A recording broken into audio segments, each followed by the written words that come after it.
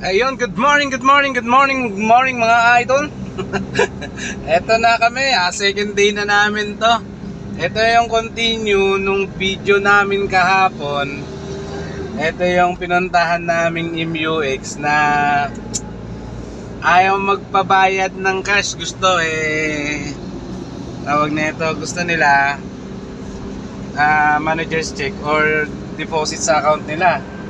Ayun, kaya ngayon rumaratrat na naman kami ni Kuya Alvin. Sana ngayon sure na to na mabayaran namin yung sasakyan. Pero palagi ko naman sure na kasi nag-earnest money ako doon. Ang usapan namin kinabukasan para may bangko, i-deposit namin sa bangko. Sayang mga guys, kahapon kung nakuha sana namin yun, sasayaw sana kami ni Kuya Alvin. Kuya Alvin, isang bret-bret nga dyan. 1, 2, 3, bret-bret! Ayun, eto. May mga ganong bagay talaga na kailangan mong balikan. Kahit sinaktan ka na, babalikan mo pa rin. Kasi mahal mo kailangan mo balikan, di ba? Mahal mo yung tao Kahit anong sakit man yung naramdaman mo, mawawala yung pagka nagkabalikan na kayo ulit. Parang itong gagawin namin, babalikan namin yung sasakyan.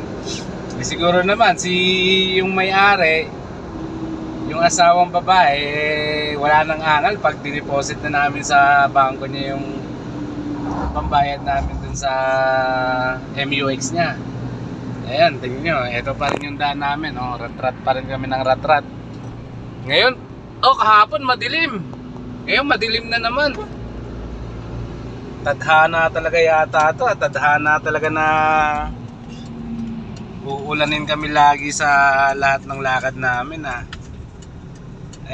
ito naman siguro, sure na to na makukuha namin yung sasakyan. Kasi nga bangko lang naman ng problema kahapon. May cash naman kaming pambayad. Yun. Tsaka ngayon medyo traffic, medyo tanghali na nga ako kami. Kahapon napaga kami ng dating dun sa bahay nila. Ngayon siguro mga alas 10. Tapos pupunta pa kami ng bangko para i-deposit yung pera. Tsaka ho namin na iuwi yung sasakyan. Medyo itong service namin, tong crosswind, sobrang lamig ng aircon. Talagang nanunuyot yung labi ko, sobrang lamig. Ayan, sarap ng kain nila dun may mga kainan na yung karinderya pala yun. Okay guys, ganun na lang mamaya update ko kayo. Nakuha na namin yung MUX na yun. Medyo nakakapagod din, medyo malayo din kasi parang kalahating araw din yung gagawin naming biyahe papunta tsaka pabalik. So ang na-consume namin half day din ng araw namin yung na-consume namin sa pagpunta ng unit niyan. Bali isang araw kahapon half day din, ngayon half day na naman. See guys, bye bye, kita-kita na lang tayo mamaya. Brut! Ito na naman po si Kuya Alvin at si Kuya BJ nyo, rumaratrat na naman. Nandito na naman tayo sa kabundukan. Ayun. Ay putsa, ang ganda ng mga palayan Masarap. Uy, parang probinsyang-probinsya na ho dito yung pinuntahan namin. Tingnan nyo naman. Sobrang ganda ng lugar. Ito nga ho pala yung sa MUX. Second day na pinalikan namin yung sasakyan kasi nga kahapon walang bangko kaya hindi ho namin siya nabayaran. Pero okay na ho yung lahat ng usapan doon. Yung may-ari, Sir Michael, goods na to sa presyo. Babayaran na lang. Ang problema lang kahapon, walang bangko. Ayaw nila tumanggap ng cash kaya ganun. Ayun. Sana makuha na natin to. Ngayon mamaya pipidyohan namin na nakuha na namin yung sasakyan para ma-bret na tayo. At makauwi na rin. Siyempre, 'di ba? Yun nga yung sabi ko, no cuts, no glory, 'di ba? Nakakalungkot nga kapag wala kami nakuhang unit. Sa araw-araw na pagtakbo namin, mas the best pa rin na meron kaming nakukuha ang sasakyan kasi syempre pambenta din yun, income din yun, di ba? Ayan, medyo malapit-lapit na kami, siguro mga 5 minutes nandun na kami dun sa bahay ng may-ari. Tapos didiretso kami ng bangko, yun, para mabayaran na yung sasakyan at para may uwi na rin namin. Yun lang. Sige mga tropa, mga kabrut-brut ko dyan, update ko kayo mamaya kapag nakuha na namin yung sasakyan. Magbubrut-brut mo na kami kay Alvin. Kay Alvin! Brut-brut! Nahuli ho siya ng konti. Na-delay siya, na-delay. Sige mamaya-maya na mga tropa. Update ko na lang kayo kasi medyo na-traffic kami. Oo nga, lamig na itong crosswind. Kaya pala si Lolo, kawawa naman si Lola, walang tagatulak.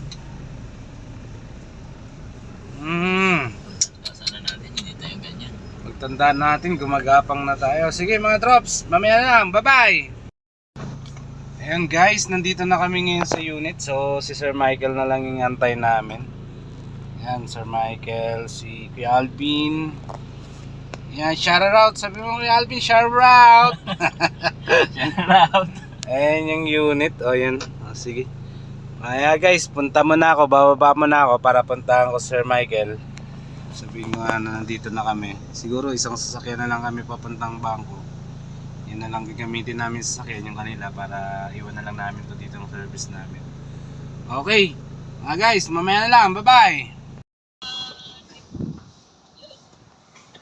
Ma'am, thank you pa. Larga na ako kami. Thank you. Ayun, what's up mga guys? Eto. Napakabait ni Sir Michael. So, tawag na ito. Pauwi na tayo. Eto, dala na natin si MUX. Yan, finally. Yan yun, si Kuya Alvin nagtatawag na ito, nag-u-turn na. So ako din naman mag-u-turn na rin. Yan, wait lang ha.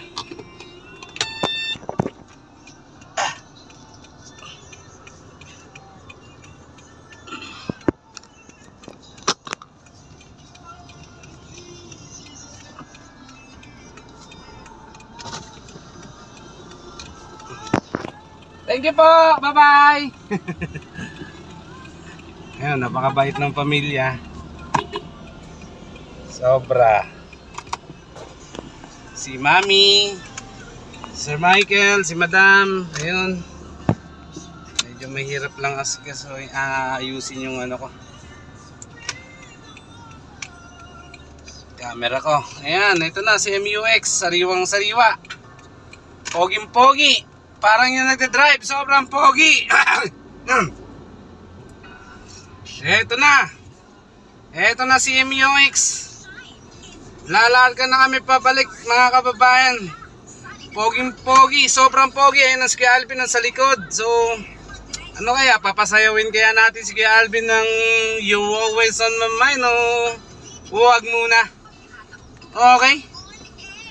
Syempre, medyo gutom na, kakain muna kami bago umuwi kasi sakto naman na pagbalik namin doon is 12 noon na, so lunch time na. So sige, mamaya mga tropa, tatawagan ko muna si Kuya Alvin kung anong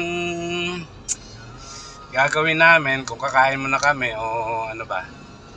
Ayun, eto, maraming salamat po. Ayun, sa lahat ng sumusubaybay at nanonood ng aking kukonting pagbablog or pagbibideo.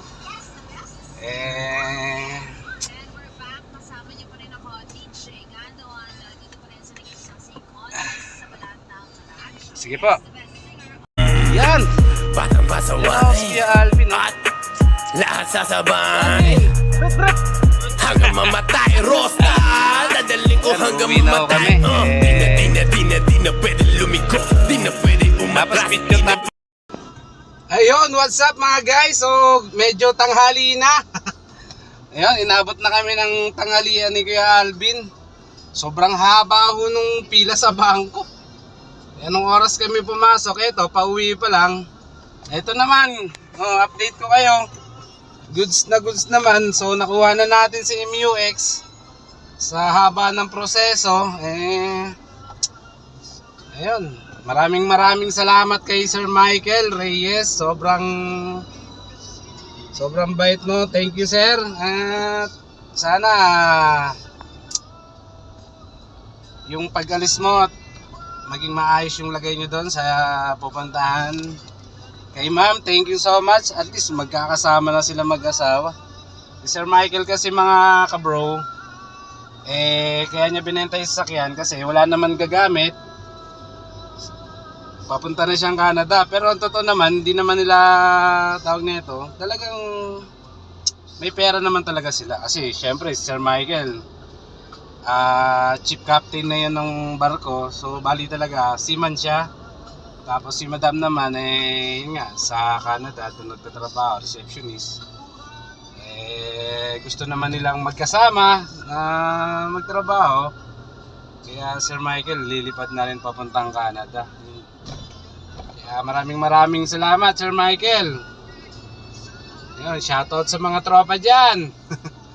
Eto, nakita nyo na tong si MUX. So, yun, sa mga valued client namin dyan, yung mga gustong bumili ng mga sariwang sasakyan, PM nyo lang si South Auto Group. O kaya, chat nyo si Kuya Beige. Yun. Eto, Boss Francis, pauwi na ho kami. Medyo sobrang traffic lang talaga ngayon, Tuesday, kasi holiday ho kahapon. Medyo dumagsa ngayon yung tao sa lansangan. Sobrang traffic. Halos tukod na tukod yung bumper to bumper ang nung sasakyan ngayon. Bigla ang bugso ng mga tao, biglang labasan kasi hindi na nga holiday. Yun, may mga pasok na rin, government, gano'n. Pati SM, yun, nagsabayan na.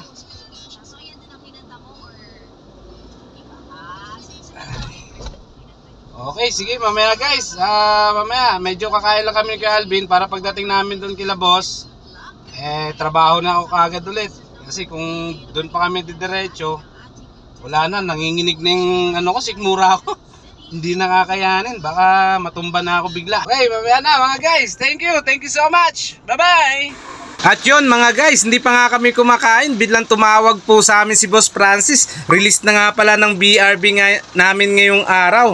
Ayan na nga host, tingnan nyo naman si Orly. Shout out Orly, napakasipag mo talaga. Yan ho ang malupit na taga-stencil dyan sa HPG. Tsaka kay Kuya Dodong, shout out. Kay Ate Mara, shoutout sa inyo dyan. Ayan, katabi niya ho pala yung buyer namin, si Sir Jared. Ayan, tingnan nyo naman, oh. Mabilisan lang ho yan kasi priority ho kami dyan. Kilala ho kami dyan sa HPG na yan. Kay Sir Dags, ayun. Shoutout sa'yo, Sir Dags. Ayan na nga ho, sir, yung buyer. Okay, nagbababay na kami at Ayan po yung pinaka-poging hepe ng HPG dyan sa Las Piñas. Ito na nga ho, palabas na nga ho yung BRB. Tapos na ho kami dyan. Ayun, bye-bye BRB! BRB, bye-bye! Ayun guys, so kagaling lang namin sa HPG. Kitang-kita nyo naman, pagkakuha natin ng MUX, so release naman ng Honda BRB nung nakuha natin nung nakaraan dun sa Laguna kay Mr. Antonio Buendia. So ngayon nirelease niya, nakita nyo naman kanina, dinala na, nasa HPG na kami. So yun, sold na ho yung BRB natin. Yun, ngiting tagumpay na naman kami ni Kuya Alvin. Kuya Alvin, brad! Ayun, medyo sobrang nakakapagod ngayong araw. Yan, pabalik na kami doon sa bahay nila boss, kay Boss Francis. Ayun, thankful naman ngayong araw na to, medyo marami tayong nagawang transactions. Nakakuha tayo ng MUX, tapos release naman ng BRB. So yun, kay Sir Jared C, medyo maraming salamat po yan sa pagtiwala sa South Auto Group. Kasi bali yung friend ni Sir Jared nakabili sa amin ng Honda City na manual 2014. So bali yun yung nagsabi kay Sir Jared na yun nga, okay nga kaming seller kasi yung mileage nyo sobrang baba rin eh. Nung Honda City sobrang baba nga namin magpresyo. Sabi nga nung nakabili ng Honda City namin sobrang baba daw ng presyo. Parang nagkamali daw kami ng presyo. Pero hindi guys. Hindi kami nagkamali ng presyo doon. Tama yung presyo namin. Mababa lang talaga kami magbenta. Ayun, ito, solve naman na. Pabalik na kami doon kila boss. Medyo lahat ng mission namin. So, nagampanan namin. Mission accomplished nga kung tawagin eh. Ayan, pabalik na kami. Ito na. Lalarga na kami dyan. Ayan. Medyo nakakapagod lang ngayong araw. Pero enjoy lang. Ganun naman lagi ginagawa namin. Enjoy lang ang buhay eh. Relax lang. Next day, ibang unit na naman yung marirelease sa amin. Pero ngayon lang ako nag-vlog ng release ng unit. Bali idudugtong ko na lang siya mamaya dun sa galing kami dun sa MUX para yun nga makita nyo kung anong pang araw-araw na ginagawa namin dito, kung anong trabaho namin dito. Para kaming cowboy na kung saan lumulusot. Ayan, sige guys, bye-bye. Next day na lang pag nakakuha na naman tayo ng bret natin, magkita-kita na naman tayo.